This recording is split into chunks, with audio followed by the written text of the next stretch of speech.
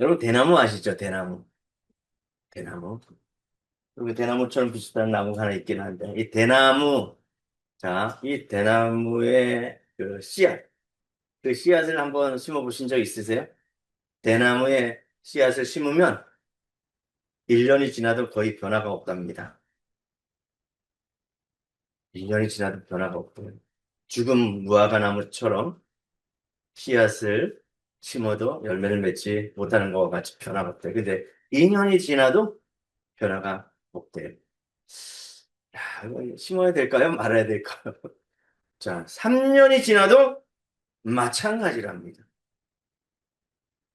자, 그런데 농부는 포기하지 않고 계속 물을 줍니다. 우리 아이들 같죠, 그죠? 1년, 2년, 3년, 그렇게 먹이고 입히는데도 잘하는 것 같지 않아요.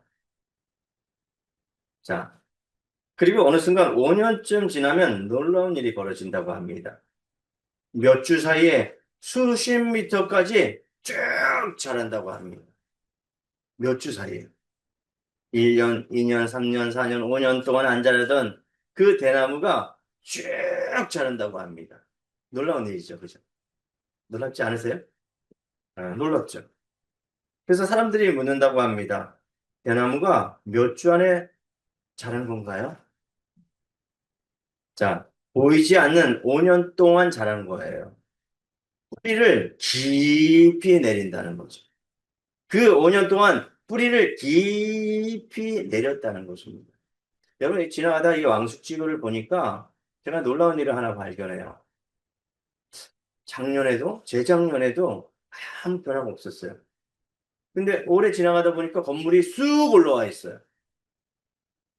그동안 뭐 했을까요? 땅 파기를 했던 거예요. 이 지하에 들어가는 여러 가지 통로와 길을 닦고 깊이 뿌리를 내렸다는 것이죠. 그래야지 높이 높이 높이 쌓아 올릴 수 있는 거예요. 제가 아현동에서 건축하는 교회에서 있었는데 건축을 하는데 도무지 시간이 1년, 2년 지나도 변화가 없는 거예요.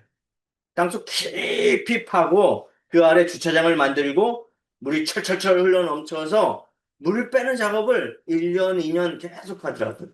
근데 어느 순간 골조를 쌓고 건물을 올리니까 쑥 올라오는 거예요.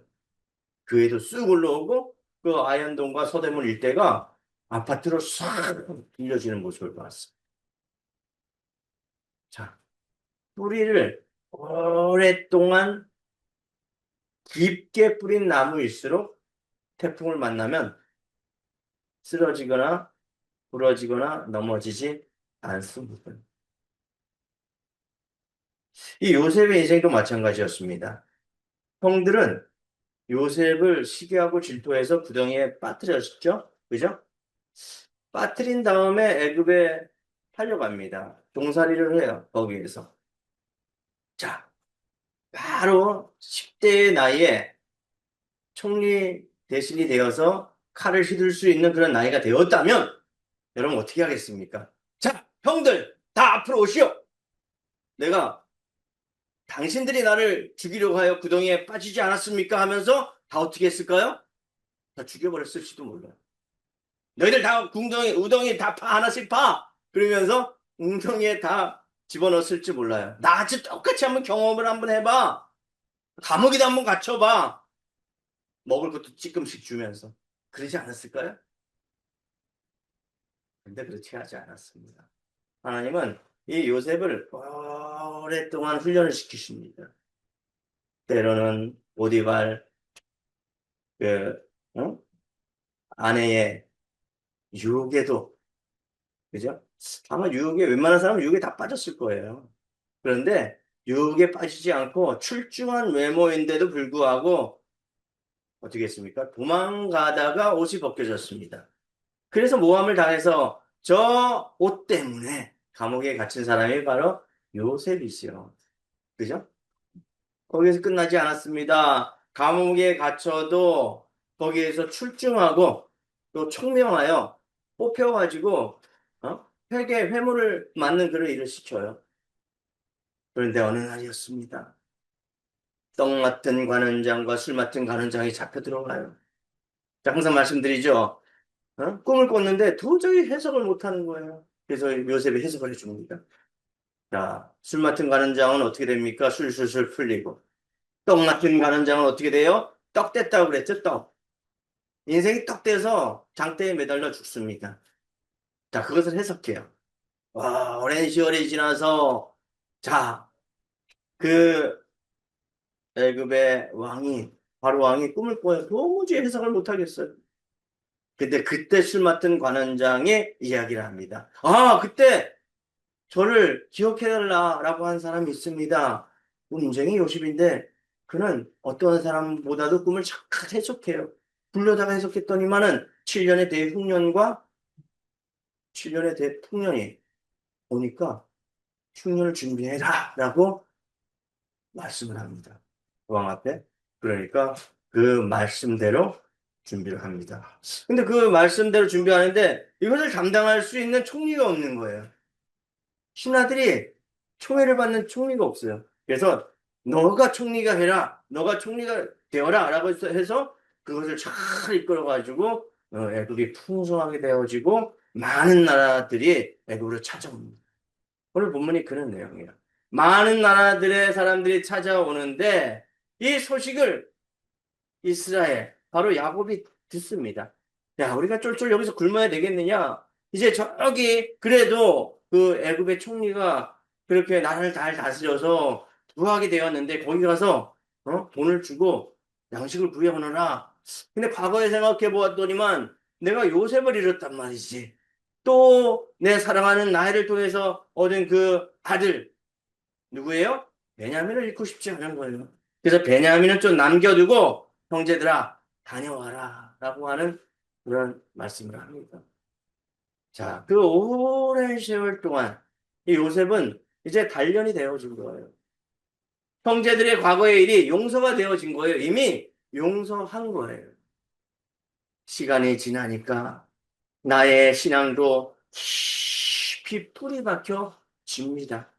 여러분, 신앙생활 하는 거 아무것도 아닌 것 같아도요, 이 예배 자리에 있을 때 성령의 놀라운 은혜가 여러분들에게 단비로 촉촉히 내려져요. 그러면서 어느 순간 여러분들이 믿음이 자라져요. 어느 순간 장성한 분량에 이르게 됩니다. 할렐루야? 그래서 시냇가에 심은 나무에 말씀이 철철철 흘러나오는 그 성소에, 거룩한 성소에 머무르시기 바랍니다. 그러다 보면 어느 순간 이 요셉처럼 큰 우물이 되어지는 거예요. 아주 장성한 나무가 되어지는 겁니다. 자, 오늘 본문을 다시 한번 볼게요. 1절입니다. 그때 야곱이 애굽에 곡식이 있음을 보고 아들들에게 이르되 너희는 어찌하여 서로 보고만 있느냐. 멀뚱멀뚱 서로 보고만 있는 거예요. 저 애굽에 가면은 곡식이 있다는데 가나안 땅에 정착했지만 애굽에 한번 들어가 봐라고 이야기합니다. 2절입니다. 야곱이 또 이르되 내가 들은즉 저 애굽에 곡식이 있다 하니 너희는 그리로 가서 거기서 우리를 위하여 사오라. 그러면 우리가 어떻게 되어요? 살게 되어집니다. 죽지 않게 되어집니다. 5절에 봅니다. 이스라엘의 아들들이 양식을 사러 간 자 중에 있으니 가나안 땅에 기근이 있습니다. 기근이에요. 기근 때문에 간 거죠. 그죠? 내가 형통하고 복이 있어가지고 여기가 풍성해서 간 게 아니라 하나님께서 어쩔 수 없이 요셉의 형제들을 밀어붙인 거예요. 어쩔 수 없이. 여러분들 그 야곱 이스라엘도 마찬가지입니다. 자, 하나님께서 복을 많이 주셨죠. 그게 복을 많이 주셨는데 그게 거기서 머무르면은 그냥 복된 인생이 되는 거 아닙니까? 그런데 어떻게 해요? 밀어붙입니다.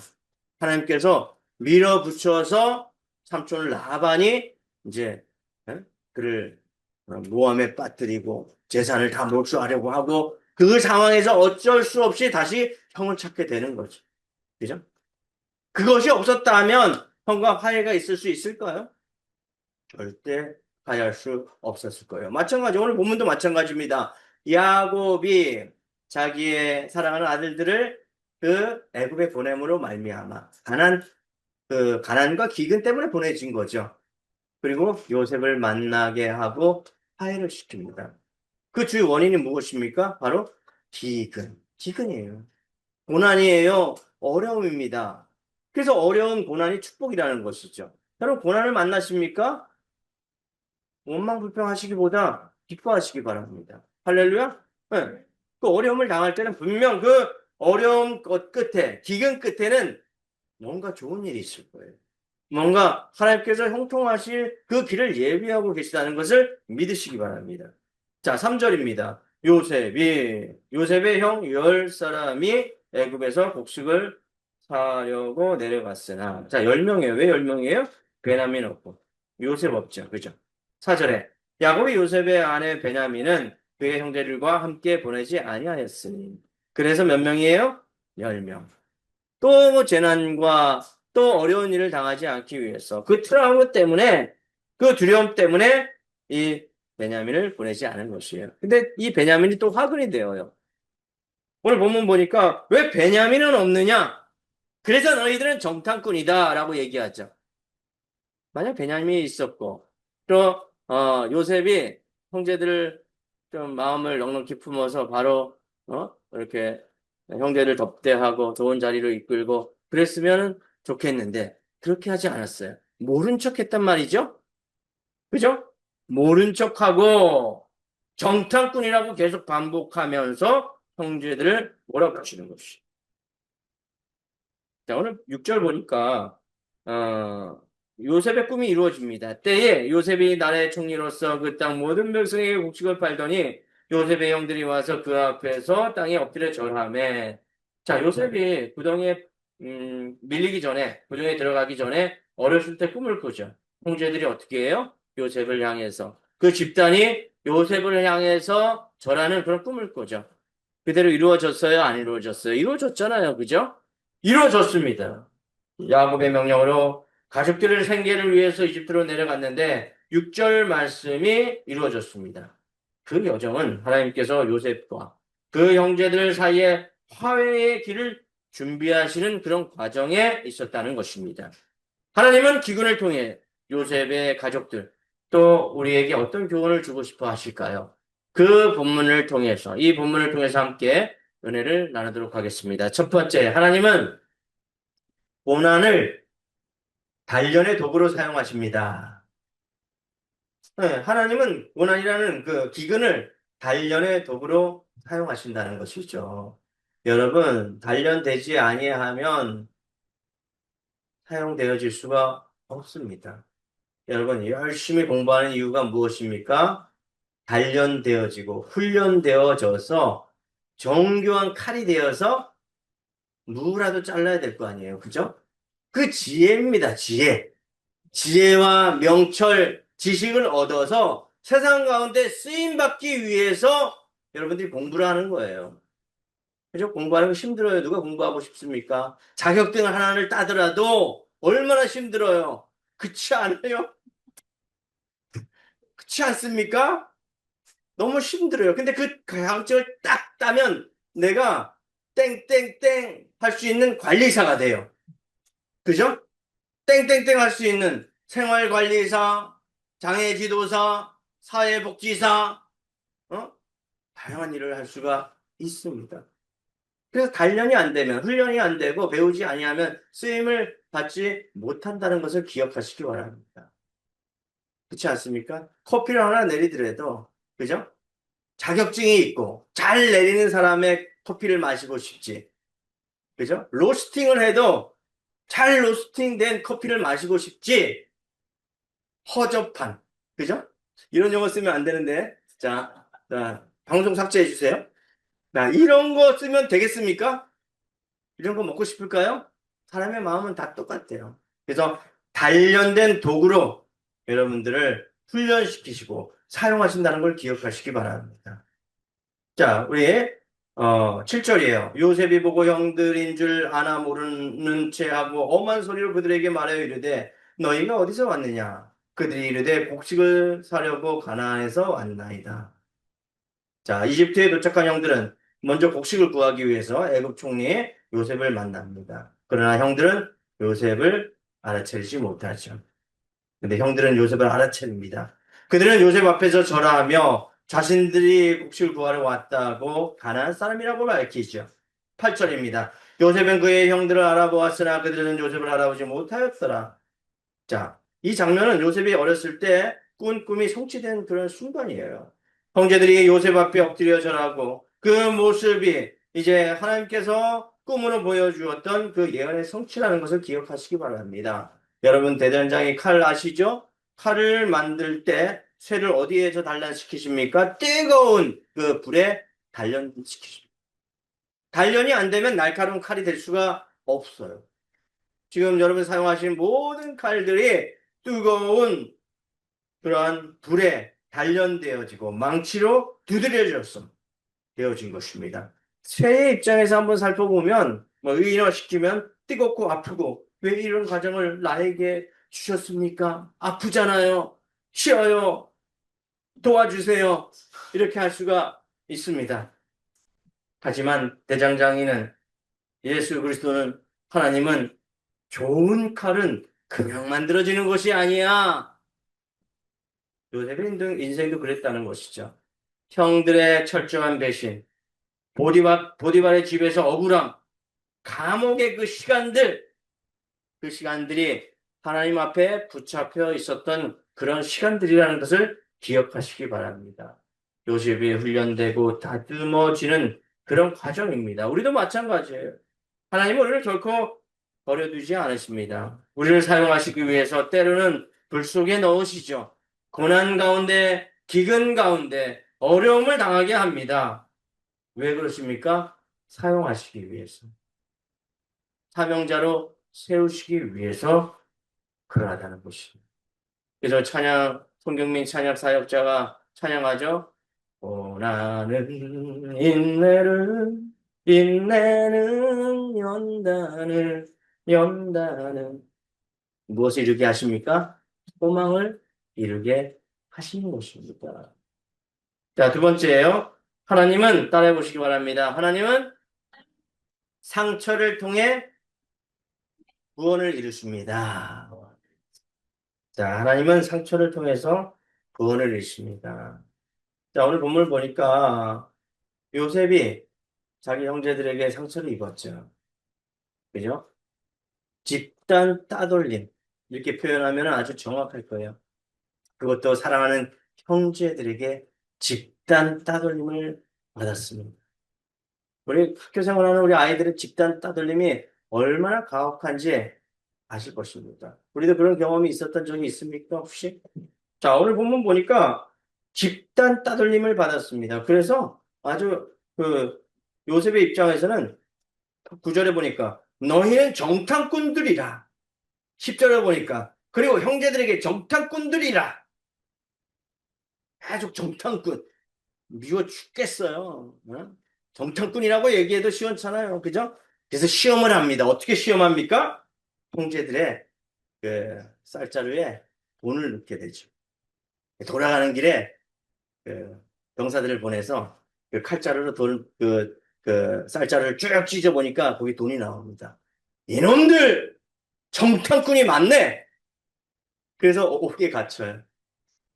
자, 아픔과 상처가 좀 치유되었으면 좋겠는데 치유되질 않아요. 도무지 치유되지 않는 거예요. 그래서 형들을 뒤에 두고 등 돌리고 눈물을 흘립니다. 저들을 용서하여 주시옵소서. 저들을 용서하여 주시옵소서. 내 마음에 이 상처를 통해서 저들을 구원시켜 주시옵소서. 이런 믿음의 고백을 했을 거예요. 그렇지 않을까요? 옛날 과거를 생각하면 집단 따돌림으로 인해서 얼마나 큰 상처를 입었겠습니까? 그 상처는 지워지지 않았을 거예요. 그래서 아직까지도 1학년인데도 불구하고 6학년인데도 불구하고 1학년의 삶을 사는 그런 아이와 비슷한 그런 삶을 살고 있지는 않았나요? 그게 요셉의 인생뿐인가요? 우리의 인생은 아닙니까? 그렇죠? 우리 삶을 돌아보시기 바랍니다. 그 상처는 결국은 구원을 이루시게 하는 하나님의 방법입니다. 과거에 회복되지 않은 상처가 고스란히 현재의 만남에 증명되어졌어요. 이 상처는 용서로 회복되었습니다. 결국 이스라엘이 구원되어서 다시 아버지와 사랑하는 동생 베냐민과의 만남으로 이어지게 되는 것이죠. 결국은 한 가정을 구원시키기 위해서 그 상처, 해결하지 못할 그 상처를 입게 하신 것이에요. 그런데 우리의 인생은 그 상처로 인해서 항상 상처받은 인생으로 살아가고 있지는 않습니까? 여러분들, 이미 여러분들의 상처를 치유하여 주셨습니다. 누가요? 예수님께서. 여러분들은 구원을 이루신 백성이라는 것을 기억하시기 바랍니다. 마지막이에요. 하나님은 우리를 회복으로 인도하십니다. 자, 우리는 하나님의 은혜로 회복되어진 구원받은 백성입니다. 자, 우리 15절 한번 볼까요? 15절. 너희는 이같이 하여 너희 진실함을 증명할 것이라. 바로의 생명으로 맹세하노니 너희 막내 아우가 여기 오지 아니하면 너희가 여기서 나가지 못하리라. 못하리라. 자, 그리고 나서 어떻게 합니까? 막내 아들을 데리고 옵니다. 그러면서 자기들의 죄를 회개하죠. 형들이 이제 회개하고 반성합니다. 이 기근이라는 도구를 통해서 과거의 그러한 죄를 회개케 하는 거죠. 그러면서 요셉과 요셉의 형제들은 화해를 합니다. 이 장면은 요셉의 형제들이 과거에 요셉을 팔아 넘기며 돈을 주고 받았던 그 죄를 떠올리게 하는 그런 아주 상징적인 과거의 사건입니다. 그들의 양심은 여전히 무거웠습니다. 자신들이 지은 그 죄에 대한 두려움과 죄책감에서 벗어나지 못하고 있었어요. 그런데 하나님께서 역사적인 사건을 통해서 이 과정을 통해서 이 기근이라는 과정을 통해서 요셉을 만나게 하시고 요셉의 지혜로 결국 화해하게 하시는 그런 하나님의 놀라운 은혜가 있습니다. 하나님의 개입이 있었음을 우리는 깨달을 수가 있죠. 하나님의 이스라엘과 야곱의 가정을 다시 회복시켜 주셨습니다. 여호와 라파 치유의 하나님, 회복시키시는 하나님입니다. 그 하나님을 믿으시고 오늘도 회복의 은혜를 경험하시는 저와 여러분 되기를 주님의 이름으로 축원합니다. 기도합니다.